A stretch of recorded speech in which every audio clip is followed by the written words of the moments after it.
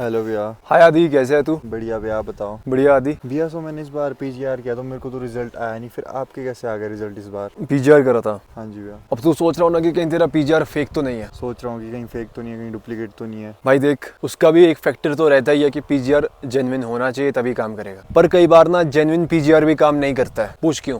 क्योंकि भाई जो आपका सेब लगने का एक प्रोसेस होता है ना पूरा, वो कुछ स्टेजेस से होके गुजरता है। अब अगर उस स्टेज में से एक भी स्टेज आपकी मिस होगी ना, तो पीजीआर अकेला भी कोई जादू की छड़ी तो है नहीं कि सेब लगवा के दे देगा आपके पेड़ों में। अगर कोई ऐसी दवाई होती ना जिससे सेब लगते लोगों के, तो मैं बता रहा हूँ आपको, उस दवाई के अलावा और कोई दवाई बिकनी ही नहीं थी। आप लोगों का ये जो मिसकंसेप्शन है ना कि पीजीआर डाल दिया तो सेब लगेगी ही लगेगी, तो भाई ये सबसे बड़ा आपका एक भ्रम है जिसका टूटना बहुत ज्यादा जरूरी है। क्योंकि जब तक आप लोगों को सही नॉलेज नहीं होगी ना, तब तक आप फार्मिंग नहीं कर पाओगे। खासकर इस डेट में तो बिल्कुल नहीं कर पाओगे। अब देखिए पीजीआर क्या करता है। पीजीआर ना बेसिकली आपके बगीचे को एक्स्ट्रा आवर्स देता है अपने पॉलिनेशन के प्रोसेस को कंप्लीट करने के लिए। समझा? समझ गया भैया। आपको टाइम देता है एक्स्ट्रा आपकी पॉलिनेशन को अच्छे से होने के लिए, ठीक है, आपके पेड़ों की। इसमें सबसे इंपॉर्टेंट फैक्टर रहता है टाइमिंग का। ऐसा नहीं है कि आप कभी भी उठ के पीजीआर डाल दो और आप एक्सपेक्ट करो कि आपके सेब लग जाएंगे। ऐसा बिल्कुल नहीं होता है। अगर आपको बेस्ट से बेस्ट पीजीआर भी दे दिया जाए ना, तब भी वो काम नहीं करेगा अगर आपकी टाइमिंग सही नहीं है। अगर आपने सही टाइमिंग पकड़ ली पीजीआर डालने की, सही डोज डाल दिया पीजीआर का, मैं आपको बता रहा हूँ आपका वो पॉलिनेशन को और इंक्रीज करेगा। पॉलिनेशन के लिए जो टाइम आपको ज्यादा मिलेगा, उससे आपका फ्रूट और